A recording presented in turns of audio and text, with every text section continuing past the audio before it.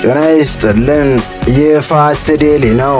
ሰላምታችን በያላችሁበት ይድረስ እያልን በዕለቱ የተሰሙ ዋና ዋና ጉዳዮችን ወደ እናንተ ይዘን ቀርበናል። ቻናላችንን ሰብስክራይብ፣ ፕሮግራማችን ላይክና ሼር እንድታደርጉ እየጋበዝን የዕለቱን አበይት ዜናዎችን አስቀድመን እንጀምራለን።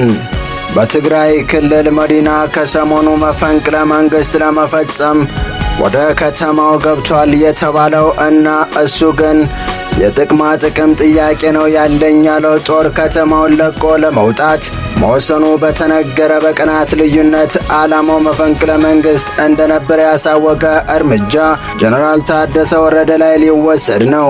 ህወሓት ማስፈራሪያ እና ዛቻ እየደረሰብኝ ስለሆነ ስራዬን በአግባቡ እየሰራው አይደለም ብለዋል የተባሉለትን የጊዜያዊ አስተዳደር ፕሬዝዳንት በደብረ ጽዮን ለመተካት እንቅስቃሴ ጀምሯል።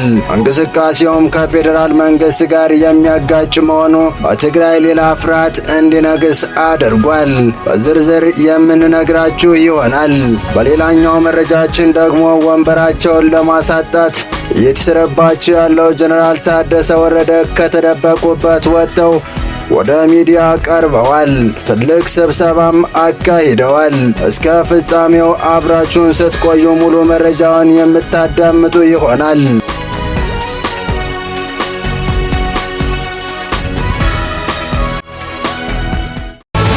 ሰሞኑ በትግራይ ክልል መፈንቅለ መንግሥት ሊካሄድ ነው እየተባለ በየማህበራዊ ሚዲያ በስፋት ሲነገር የነበረው እውነት ለመሆን የቀረበ መስሏል። በትግራይ ክልል በፖለቲካ መረጃዎች በጦር መሪዎች መካከል እርስ በርስ እየተፈጠረ ያለው መቀማመር ቀጥሏል። ህወሓት ደብረ ጽዮን ገብረ ሚካኤልን በዚህ ሳምንት በይፋ በጀነራል ታደሰ ወረደ ለመተካት እየተንቀሳቀሰ መሆኑ ከትግራይ የሚወጡ መረጃዎች ጠቁመዋል። የፕሪቶሪያ ስምምነት በህዝብ የተመረጠን የክልል መንግሥት በማፍረስ ከ4 ኪሎ በሚሾም ምስለኔ እንዲተዳደር አድርገውናል የሚሉት እነ ደብረ ጽዮን የዛሬ 5 ዓመት አካባቢ የተካሄደውን ምርጫ ተከትሎ ደብረ ጽዮን ፕሬዝዳንት የሆኑበት መንግስትን የመመለስ እቅድ እንዳላቸው ይታወቃል። ታዲያ ይህን ፍላጎት መሬት ላይ ለማውረድ እነ ደብረ ጽዮን ወደ ጊዜያዊ አስተዳደር ወንበሩ ለማምጣት እንቅስቃሴ ላይ መሆናቸው ነው የታወቀው። ነገር ግን የጊዜያዊ መንግስቱ ፕሬዝዳንት የመሾም ስልጣን ጠቅላይ ሚኒስትሩ እንደሆነ ይታወቃል።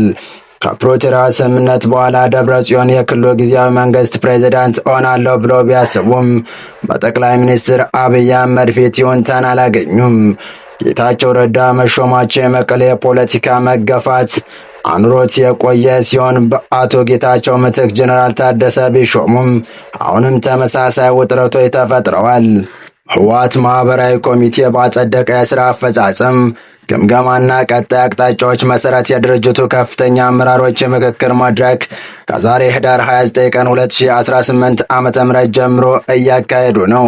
በመድረኩ ላይ ከዞን እስከ ወረዳ ድረስ የሚገኙ ህወሓት አመራር ኮሚቴ አባላት የተገኙ ሲሆን ማህበራዊ ኮሚቴው ባጸደቀው የ14ኛ ድርጅታዊ ጉባኤ ውሳኔዎች አፈጻጸም ግምገማና ቀጣይ አቅጣጫዎች ላይ ተመስርቶ ውይይት እያካሄደ መሆኑ ነው የተነገረው።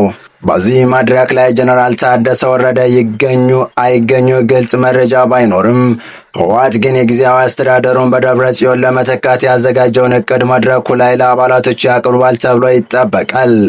ህወሓት በታሪክ በትግራይ ውስጥ የበላይ ፖለቲካ ኃይል ሲሆን እነ ደብረ ጽዮን ገብረ ሚካኤል ያለ ታዋቂ መሪ በመሾም ህወሓት በክልሉ ላይ ያለውን ቁጥጥር ለማጠናከርና ፖሊሲዎችና ዓላማዎቹ በብቃት እንዲተገበሩ ለማድረግ እንደሚፈልግ በስፋት ሲነገር የቆየ ጉዳይ ነው። ደብረ ጽዮን ከፌዴራል መንግስት ጋር ከተፈጠረው ግጭት በኋላ በህወሓት መሰረት መካከል ድጋፍ ማሰባሰብና የፖለቲካውን ገጽታ መመለስ የሚችል ሰው ተደርጎ ይታያል።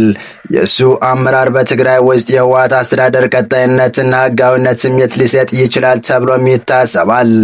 በትግራይ ክልል ውስጥ ያለው ወቅታዊ የፖለቲካ ሁኔታ ውስብስብ የፖለቲካ አካባቢ ፈጥሯል። ህወሓት የጊዜያዊ አስተዳደር አመራር ለውጥ በክልሉ ውስጥ ያጋጠሙትን ተግዳሮቶች በተሻለ ሁኔታ ለመፍታት ያስችላል ብሎ ስለሚያምን የጀነራል ታደሰ ወረደን ከስልጣን ማስወገድና ደብረ ጽዮን መተካት ቅድሚያ የሚሰጠው ጉዳይ ሆኗል። ይህም የሰብአዊ ጉዳዮችና የጦርነት በኋላ የመልሶ ግንባታ ጥረቶችን ያካትታል ብሎ እንደሚያምን ህወሓት በተደጋጋሚ ሲገልጽ ይደመጣል። የፖለቲካ ፓርቲዎች ብዙውን ጊዜ በውስጥም ተለዋዋጭነት፣ በቡድናዊነት ወይም በስትራቴጂካዊ ጉዳዮች ላይ ተመስርተው በአመራር ላይ ለውጦች አጋጥሟቸዋል። ህወሓት የራሱን ውስጣዊ ፖለቲካ እየመራና ለአንድነትና ለውጤታማነት ለውጥ አስፈላጊ በመሆኑ በስልጣን ሽግሽግ ውስጥ የፌዴራል መንግስቱ አይመለከተውም የሚል እምነት እንዳለውም ከመቀለ እየወጡ ያሉ መረጃዎች እየጠቆሙ ይገኛሉ። ህወሓት እንደ ደብረ ጽዮን ያለ የታወቀ መሾም በትግራይ ህዝብ መካከል ህወሓት ያለውን የህዝብ ግንዛቤ ለማሻሻል ይረዳል ብሎ እንደሚያምን የገለጸ ሲሆን በተለይም ለፍላጎቶቻቸውና ለጥቅሞቻቸው የተሻለ ድጋፍ መስጠት እንደሚችልም እርግጠኞች መሆናቸውም ተነግሯል። ይህ በእንዲህ እንዳለም ለቀናት ጠፍተው የነበሩት የትግራይ ጊዜያዊ አስተዳደር ፕሬዝዳንት ሌተናል ጀነራል ታደሰ ወረደ ዛሬ ወደ ሚዲያ ብቅ ብለዋል። ቀድሞ የትግራይ ጊዜያዊ አስተዳደር ፕሬዝዳንት አቶ ጌታቸው ረዳና ጓደኞቻቸውን ከጊዜያዊ አስተዳደሩ አመራርነት ለማስወገድ ከህወሓት ሰዎችና ከትግራይ ታጣቂ ወታደራዊ አመራሮች ጋር በጋራ እየሰሩ ነበር በሚል በአቶ ጌታቸው ረዳ እንዲሁም በጀነራል ጻድቃን ገብረትንሳኤ ጭምር ወቀሳ ይደርስባቸው የነበረው ሌተናል ጀነራል ታደሰ ወረደ እሳቸውም ተመሳሳይ ዕጣ የደረሰባቸው መሆኑ ታውቋል። ጽህፈት ቤታቸው ሳይቀር በታጣቂዎች እንዲያዝ የተደረገው ሌተናል ጀነራል ታደሰ ወረደ ይህኑ ክስተት በተመለከተም አንዳንዶች እንደ መፈንቅለ መንግስት ቢቆጥሩትም እስካሁን ባለ ሁኔታ ግን እሳቸው ድምፃቸውን ያሰሙበት ሁኔታ አለመኖሩንና ከሚዲያ መጥፋታቸውን በርካቶችን አስገርሞ ነበር። አንዳንድ ክስተት ሲኖር ብቅ ብለው ማብራሪያ የሚሰጡ ጀነራል ታደሰ በዚህ ወሳኝ ክስተት ውስጥ እንዴት ዝም አሉ የሚለው ጉዳይ እያነጋገረ ነበር። ታዲያ አሁን ከዓለም የምግብ ፕሮግራም ተወካይ ጋር በኢትዮጵያ በመቀሌ ተገናኝተው ታይተዋል። በኢትዮጵያ ዓለም ምግብ ፕሮግራም ተወካይ ዝላታን ሚሊሶች ትግራይን በመገምገሚያ ላይ ትኩረት አድርገው እየሰሩ መሆናቸው ተናግረዋል። በዓለም የምግብ ፕሮግራም የሚከናወኑ ተግባራት ለማየት ወደ ትግራይ መምጣታቸው ደስተኛ መሆናቸው ገልጸዋል። በትግራይ መልሶ ማቋቋም ላይ ማተኮራቸውን እንደሚቀጥሉ ተናግረዋል። ከትግራይ ማህበራዊ ደህንነት ጋር በመተባበር የሚከናወኑ ስራዎች ይሁንኑ የሁኔታ ለማሻሻልና ለማቋቋም አቅምን ለመጨመር ወሳኝ መሆናቸውን ተናግረዋል።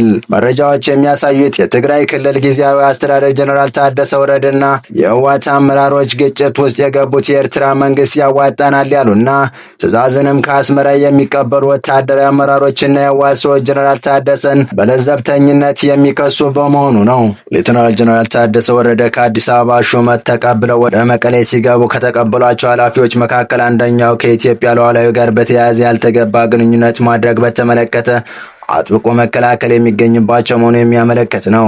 በአንዳንድ መልኩ የፕሪቶሪያ ስምምነት በተሟላ መልኩ ይከበር፣ በሌላኛው አቅጣጫ ደግሞ የፕሪቶሪያ ስምምነት በህዝብ የተመረጠን የክልል መንግስት በማፍረስ ከ4 ኪሎ በሚሾም ምስለኔ እንድትተዳደር አድርጎናል የሚሉት እነ ደብረ ጽዮን የዛሬ 5 ዓመት አካባቢ የተካሄደውን ምርጫ ተከትሎ ደብረ ጽዮን ፕሬዝዳንት የሆኑበት መንግስትን የመመለስ እቅድ ያላቸው መሆኑ ነው የሚነገረው።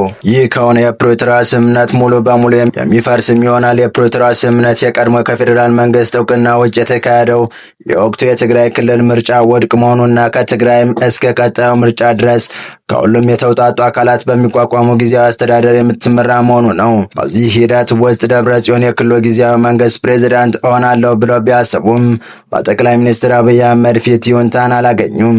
ጌታቸው ረዳ መሾማቸው የመቀሌ የፖለቲካ መገፋፋት ኑሮ የቆየ ሲሆን አቶ ጌታቸው ምትክ ጀነራል ታደሰ ቢሾሙም አሁንም ተመሳሳይ ውጥረቶች ተፈጥረዋል። በክልሉ ፖሊሲ ኮሚሽን የፖሊስ አባላት የወሰተ የሚፈጥር የሚጠብቀው መቀሌ በአሁኑ ሰዓት በእነ ደብረ ጽዮንና በሌሎች የታጣቂ አመራሮች በሚመሩ ታጣቂዎች ቁጥጥር ስር እንደሆነችም ትገኛለች። ጀነራል ታደሰም ድምፃቸውን እንዳጠፉ ነው። የፌዴራል መንግስትም ያለው ምንም ነገር የለም።